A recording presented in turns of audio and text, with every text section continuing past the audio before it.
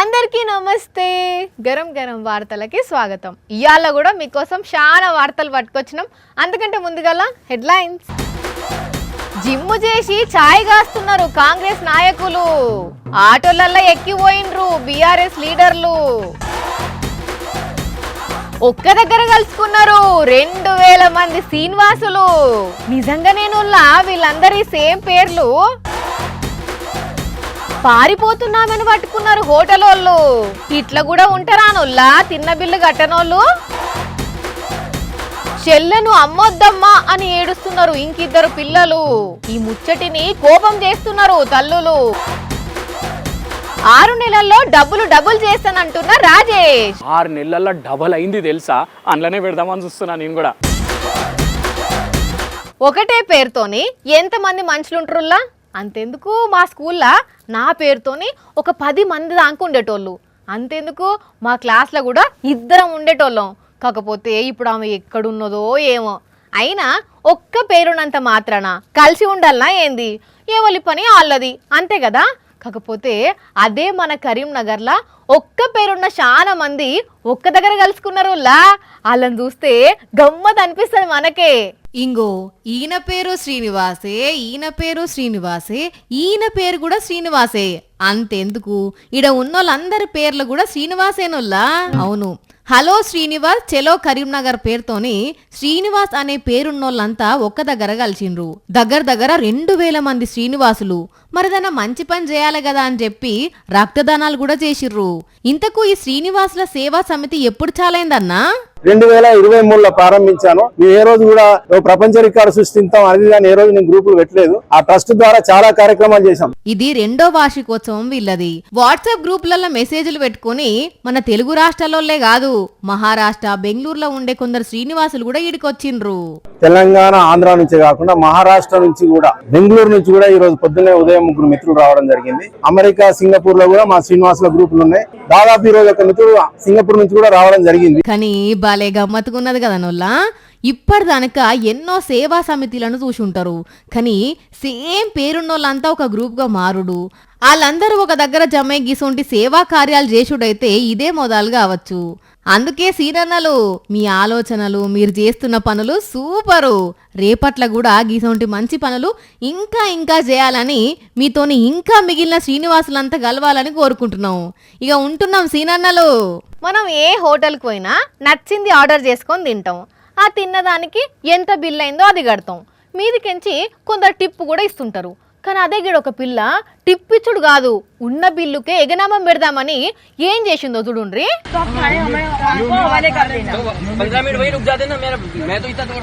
పిల్ల చూస్తేనేమో ముద్దుగున్నది, బుద్ధి చూస్తేనేమో గబ్బుగున్నది. అవును, గుజరాత్ లో అంబాజీ రోడ్ లో ఉన్న ఒక హోటళ్లకు దోస్తులను వేసుకొని పోయిందట ఈమె గారు. ఇక ఆ హోటల్ వాళ్ళు వచ్చి ఎస్ మేడం ఏం కావాలి అని మెనూ తీసి చేతిలో పెట్టిన వాళ్ళే నచ్చినవి అన్ని ఆర్డర్ చేసుకొని లొట్టలు వేసుకుంటుంది ఇన్నదట. ఇక తీరా చూస్తే బిల్లు 10,900 రూపాయలు అయిందట. మరి తిన్నప్పుడు కట్టాలి కదా, అట్లా కట్టకుండా తప్పించుకొని ఇగో ఇట్లా కార్లా వారిపోయింది. మరి అంత పెద్ద కారు ఉన్నది కానీ బిల్లు కట్టేదందుకు పైసలు లేవు వీళ్ళ దగ్గర అంటే ఎందుకు లేవు, ఉన్నాయి కానీ కావాలనే కట్టలేదట. ఇక వెంటనే ఆ హోటల్ వాళ్ళు పోలీసులకు ఫోన్ కొట్టి వీళ్ళ కారు వెనుకనే వచ్చి పట్టుకున్న వాళ్ళే గప్పుడు ఫోన్ల నుంచి బిల్లు కట్టింది. ఇంకోసారి అయితే ఇట్లా చేయకాక తిన్నదానికి బిల్లు కట్టు సరేనా. మామూలుగా యాచకుల దగ్గర ఎన్ని పైసలు ఉంటాయి ఉల్లా?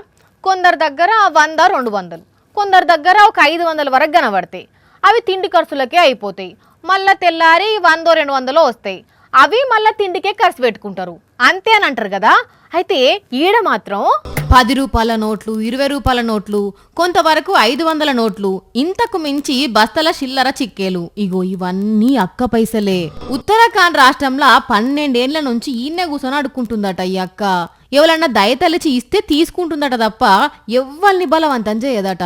అయితే మొన్నట్ల ఒక అన్న 10 రూపాయలు చేతిలో పెడితే ఆ పైసలు తీసి బస్తాల కుక్కేసరికి పర్షానైన అన్న పక్క పొంటలకు చెప్తే నా తాన గివే పైసలు లేవు ఇంకిన్ని ఉన్నాయని సంచులల్లా బస్తాలల్ల పైసలన్నీ సాపల పోసిందట. గంతే దెబ్బకు పర్షన్ అయిన పబ్లిక్ ఈ పైసలను మొత్తం గంటల కమానం లెక్క పెట్టి కొన్ని లక్షలైనాక ఇక మాతో అయితలేదని పోలీసులకు ఫోన్ కొడితే వాళ్ళు వచ్చి తీసుకుపోయారట. మానసిక పరిస్థితి మంచిగా లేని అక్కను దవాఖానలో చేర్పించిర్రట. కానీ పాపం చూడుండ్రి ఈ అక్క పరిస్థితి ఇంతగానం డబ్బులు కూడా పెట్టుకునే అసలు ఎన్ని పైసలు ఉన్నాయో తెలియదాయే. ఇంకో దిక్కు మానసిక పరిస్థితే మంచిగా లేదాయే. జర దవాఖాన నుంచి బయటకు వచ్చినాక అక్క పైసలు అక్కకిచ్చి మంచిగా బతికే ఉపాయం చేయండి సార్లు, మీకు పుణ్యం ఉంటది. నిన్న మొన్న రాలేదు కదా, ఇవాళ వస్తున్నా, జర తొందరగా వార్తదే అని చెప్దామని ఫోన్ చేస్తే అస్సలు ఎత్తుతలేడు కదా మన రాజేషు. కనీసం కాల్ బ్యాక్ అన్నా చేయలే ఇప్పటిదాకా. అంతగానం ఏం బిజీలు ఉన్నాడో మరి. హలో నమస్తే లక్ష్మీకాంత్ అన్న, ఏం సంగతులు? బాగానే ఉన్నా. ఎట్లున్నావు? జాబ్ ఎట్లా నడుస్తుంది? ఏ జాబు ఏముందన్న, ఏదో టైం పాస్ కి చేస్తున్నాం అంతే. మహా అయితే ఇంకొక నెల రోజులు చేస్తా కావచ్చు బందీగా. జాబ్ బంద్ చేస్తాడా? వాణి ఎట్లున్నది? ఏడున్నది? వాణియా ఉంటదన్న అనే ఆఫీస్లో ఎడ్డి ముఖానికి అడ్డాడు మేకప్ వేసుకొని. నాది ఎడ్డి ముఖమా? ఒరే 5,000 లైవ్లోకి వచ్చింది, మళ్ళీ చేస్తావు సరేనా? హే వాణి వచ్చినవా? ఇప్పుడే నీ గురించి అనుకుంటున్నాను తెలుసా, 100 ఆయుష్ నీకు. అబ్బచ్చా, అవునా? ఏమనుకున్నారు నా గురించి? చెప్తే శిగమూగి శిఖ వీసుకొని సింకురేసం వేసుకుంటావు. అంటే ఇందాకనే మన కెమెరామెన్ లక్ష్మీకాంత్ అన్న ఫోన్ చేసి అడుగుండే ఇట్లా వాణి ఎట్లున్నది అని అడిగితే ఆమెకేందన్నా మహారాణి అని చెప్పిన. ఆహా, మరి నాకేంది ఎడ్డిదని అనిపించింది? అమ్మని ఇన్నదా ఏంది? ఈ ఎడ్డి కాదు వాణి, హెడ్ హెడ్ అయ్యే లక్షణాలు ఉన్నాయి వానికి అని చెప్పిన. ఓవర్ యాక్షన్ చేయకు. ఎడ్డి ముఖానికి అడ్డడడ్డడు మేకప్ వేసుకుంటది అన్నావు నన్ను. నేను ఇన్నా. అవును అన్న, కావాలనే అన్న. నేను జాబ్ బంద్ చేస్తున్నా అన్నదాన్ని పట్టించుకుంటావా లేకుంటే నిన్న అన్నదాని గురించే పట్టించుకుంటావా అని తెలుసుకునేదందుకు కావాలనే అన్న. అవునా? నేను ఇంకా నువ్వు కోపంతో అన్నవేమో అని కయ్య నా తింగర్ దాన్ని. ఇంతకు జాబ్ ఎందుకు మానేస్తున్నా అన్నా? అంటే జాబ్ చేసే అవసరం ఏం కనిపిస్తలేదు నాకు, అందుకని. జాబ్ చేసే అవసరం కనిపిస్తలేదా? అంత ఎక్కువైనా పైసలు నీ కాడా? అంటే ఇప్పుడు కాలేదు, ఇంకొక 5-6 నెలల్లో అవుతాయి. అప్పటి వరకు హ్యాపీగా ఎంజాయ్ చేద్దామని ఫిక్స్ అయినా. 5-6 నెలల్లో పైసలు ఎట్లా ఎక్కువైతాయి? ఇన్వెస్ట్మెంట్ చేస్తున్నా కాబట్టి. ఇన్స్టాల్మెంట్లు కట్టుకునే నీ ముఖానికి నువ్వు ఇన్వెస్ట్మెంట్ చేస్తా అన్నావా? ఎంత? 20 లక్షలు. 20 లక్షలా? అన్ని డబ్బులు ఎక్కడి నీ దగ్గర? మన ప్లాట్ ఉన్నది కదా రింగ్ రోడ్ మొక్కన, అది అమ్మేస్తున్నా. ఫ్లాట్ అమ్ముతున్నావా? మెంటలా నీకేమన్నా? ఉన్న ఫ్లాట్ అమ్మి పెట్టుబడి పెట్టుడేంది? అసలు ఎండ్లో పెడుతున్నావు చెప్పు నువ్వు? ఫ్రెండ్ గాడు ఒక యాప్లో డబ్బులు ఇన్వెస్ట్మెంట్ పెడుతున్నాడు, నెలకు 10-20% పెరుగుతున్నది అమౌంట్. 6 నెలల్లో డబల్ అయింది తెలుసా? అందులోనే పెడదామని చూస్తున్నా నేను కూడా. యాపా? ఏం యాప్? సెబీలో రిజిస్టర్ అయి ఉన్నది ఆ యాప్? ఏమో అబ్బా, అవన్నీ తెలియదు మనకి. యాప్లను అయితే పక్కా ప్రూఫ్లు ఉన్నాయి, ఎవరెవరికి ఎంతెంత వచ్చిందని మొత్తం చెక్ చేసిన. నన్ను అన్నావు గానీ నువ్వు ఎడ్డను అసలు. మరి లేకుంటే ఆ యాపోడు అందరిని నమ్మించేటందుకు స్క్రీన్ షాట్లు క్రియేట్ చేసి పెట్టలేడా? పైసలు ఇచ్చి మాకు వచ్చినాయని చెప్పలేడా? కరెక్టే అనుకో, కానీ ఫ్రెండ్ గానికి ఆల్రెడీ వచ్చినాయి కదా, లేకుంటే నేను కూడా నమ్మకపోదును. ఇదంతా ఒక డ్రామారా. కొందరికి పైసలు ఇచ్చినట్టే ఇచ్చి వాళ్ళతోటి ఎక్కువ పెట్టుబడి పెట్టించి మొత్తానికే మూసుకొని పోతారు. సరే, యాప్ ఏ నుంచి ఇన్స్టాల్ చేసినావు చెప్పు? మామూలుగా వాట్సాప్లో లింక్ పెట్టిండ్రు, ఇన్స్టాల్ చేసుకున్నాం. మరిగా చూసినావా? అంటే అది అప్రూవ్డ్ యాప్ కాదన్నట్టు. గిట్ల మోసం చేసి ఉత్త 6 నెలల్లో 30,000 మంది కానుంచి 1,500 కోట్లకు పైగా కొట్టేసిరట సైబర్ నేరగాళ్ళు, తెలుసా? 1,500 కోట్ల? అవును, Indian cyber crime coordination centre వాళ్ళు చెప్పిండ్రు. ఇన్వెస్ట్మెంట్ అని, పార్ట్ టైం బిజినెస్ అని కొందరిని, పర్సనల్ డీటెయిల్స్ తెలుసుకొని కొందరిని మోసం చేసి వందల కోట్లు కొట్టేస్తున్నారు. సాఫ్ట్వేర్ కొలువులు చేసేటోళ్ళు, బిజినెస్లు చేసేటోళ్ళు, రిటైర్డ్ ఎంప్లాయీస్ ను ఎక్కువ టార్గెట్ చేస్తున్నారట. రిటైర్డ్ ఎంప్లాయీస్ ఎందుకు? రిటైర్డ్ అయినప్పుడు వచ్చిన పైసలు ఉంటాయి కదా, వాటిని 6-7 నెలల డబ్బులు చేస్తామని నమ్మించి పెట్టుబడి పెట్టిస్తారు అన్నట్టు. అటే ఇంకా పాపం ఏండ్లకేండ్లు పనిచేసి వచ్చిన సొమ్ము పోయి బాధపడుతున్నారు చాలా మంది. అవునా? ఢిల్లీ, బెంగళూరు, హైదరాబాద్ లోనే ఎక్కువ కేసులు నమోదవుతున్నాయట గిట్లా.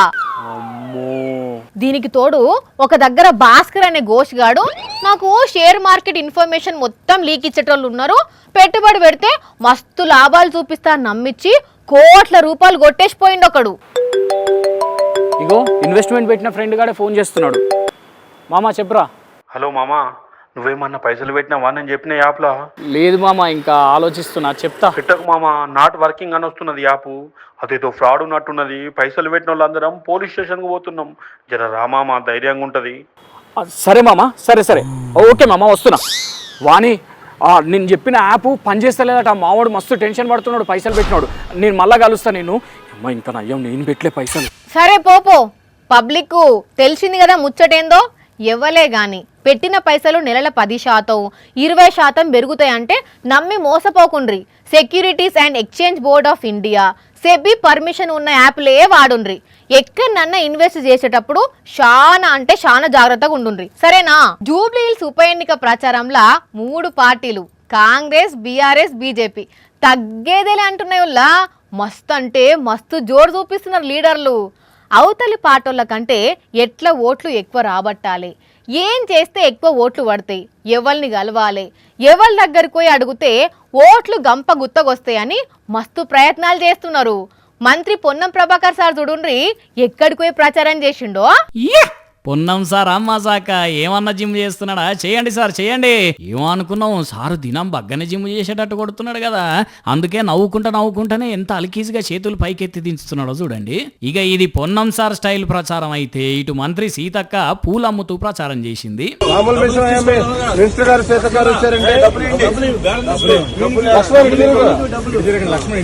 అట్లనే ఒక్క పూలు అమ్ముకుంటా ప్రచారమే చేసింది అనుకునేరు లో, చూడండి ఇంకేం చేసిందో. రావాలే గరం గరం ఛాయ్ అని ఛాయ్ ఇస్తూ ఓట్లు అడుగుతున్నది కదా, అగో ఛాయ్ పైసలు కూడా తీసుకుంటున్నది. ఇక ఇది కాంగ్రెస్ లీడర్ల ప్రచారం అయితే, గీడ ఆటో తోలేది ఎవరో గుర్తుపట్టినరా? తలసాని సీనన్న ఖతర్నాక్గా తోలుతున్నాడు ఆటో. కాంగ్రెస్ వచ్చినాక ఆటో డ్రైవర్లు మస్తు తిప్పల పడుతున్నారు, జల్దిగా వీళ్ళ తిప్పలు తీర్చాలే, తీర్చేదాకా ఊకునే ముచ్చటే లేదని కాంగ్రెస్ మీద ఫైర్ అయ్యి ఆటో డ్రైవర్లకు సపోర్ట్ చేసింది ఇట్లా. ఇక ఇది తలసాని సీనన్న స్టైల్ అయితే, హరీష్ రావు సారు, ఎమ్మెల్యే కృష్ణారావు సార్లు కోకాపేట నుండి ఎర్రగడ్డ గోకుల్ టాకీస్, అక్కడి నుండి తెలంగాణ భవన్ కు ఆటోలో వచ్చి ఆటో కార్మికులకు సర్కారు 1500 కోట్లు బాకీ పడ్డది, వెంటనే విడుదల చేయాలని డిమాండ్ చేసిండ్రు. అటు మాజీ మంత్రి కేటీఆర్ సార్ కూడా ఇంటి దగ్గర నుంచి బీఆర్ఎస్ పార్టీ ఆఫీస్కు ఆటోలోనే వచ్చి రేవంత్ రెడ్డి సర్కార్ మీద ఫైర్ అయ్యిండు.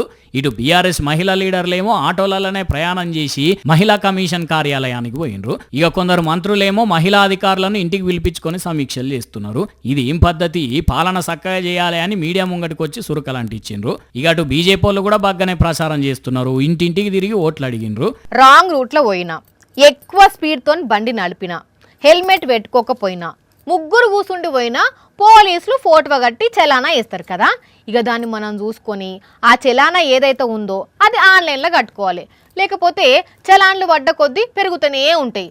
అట్లనే గిడ ఒక బండి మీద ఎన్ని చలాన్లు ఉన్నాయో చూస్తే డిస్క్ బ్రేక్ కొట్టినట్టు సడన్ గా ఆగిపోతారు. ఇంకో ఈ మోతవారి మామూలు మోతవారి కాదుల్లో, ఈయన బండి మీద 1 కాదు, 10 కాదు, 20 కాదు, 50 కాదు, ఏకంగా 120 చలాన్లు ఉన్నాయి.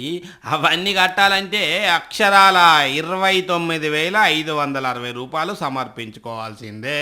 ఇక ఒక్కసారి నా చలాన్ల లిస్ట్ చూడుండ్రే, చూసిన రానుల్లా ప్రింట్ తీస్తే 10 పేజీలు అయితే కావచ్చు. 2019 నుంచి మొదలు పెడితే 2025 అనుకున్నాయి ఈ చలాన్లు. నడిమిట్ల 2 సార్లు డిస్కౌంట్ ఆఫర్ పెట్టినా కట్టలేదంటే ఈయన గారు ఎంత లైట్ తీసుకున్నట్టు. మరి నన్నెవ్వాలి చూస్తారు, నా బండి ఎవరు ఆపుతారు అనుకొని తిరుగుతుండ అనుకుంటా. ఇక ఇప్పుడు పోలీసులకు దొరుకుడుతోనే ఇంకో ఈ 120 పెండింగ్ చలాన్లు బయట పడ్డాయి. ఇక చూడండి తల ఎట్లా కిందికి దించుతుండో. ఈయన పేరు కిరణ్ కుమారు, కరీంనగరు. మరి ఇప్పుడు ఈయన ఈ చలాన్లన్నీ కట్టి బండి తీసుకుంటాడా, లేకపోతే ఈ బండి అమ్మినా కూడా చలాన్ల డబ్బులే రావు అని ఇడిచిపెట్టుకుంటాడా? మరి అట్లా ఇడిచిపెట్టుకుందామన్నా పోలీసులు ఒప్పుకుంటారా అనేది చూడాలి. మా లేడీస్ అక్కలు మెడల బంగారం షైన్లు వేసుకొని తిరుగుతే చాలుల్లా కళ్ళు మూసి తెరిసే లోపలనే తెంపుకొని పోతున్నారు బద్మాష్ గాళ్ళు.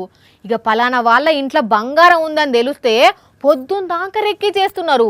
వాళ్ళు అట్లా బయటకు పోగానే ఇంట్లో చొరబడి ఇల్లును గుల్లా చేస్తున్నారు. చూస్తున్నాం కదా, అయితే ఇటు చూడుండ్రి ఇంకా ఇక్కడ దొంగలు ఎంత పని చేసిర్రో. దర్జాగా షటర్లు కట్ చేసి మరీ దుకాణంలోకి జొరబడి బంగారము వెండి పైసలు ఎత్తుకొని పత్తాకు లేకుండా పారిపోయినరులా నిజామాబాద్ జిల్లా నవీపేటల. చూడండి ఎంత తెలివెమ్మటి ఎంత ఈజీగా షటర్లు కట్ చేసి లోపల జొరబడ్డారో. అయిపోయి ఏమున్నదిగా 2 నిమిషాల దుకాణంను లూటీ చేసి పడేసిండ్రు. ముఖానికి మాస్కులు తొడుక్కొని స్క్రూ డ్రైవర్లు రాడ్లతోటి అద్దాలు వలగొట్టి బంగారము 9 కిలోల వెండి డబ్బులను సంచిలేసుకొని పోయిండ్రు. ఓనరు ఫిర్యాదు చేస్తే పోలీసులు కేసు రాసుకొని దేవులాడుతున్నారట. కానీ బంగారం వెండి రేట్లు పెరిగినాక ఈ దొంగ బడిమేఘాలతో పెద్ద పరిశాన్ అయిపోయింది పోండి.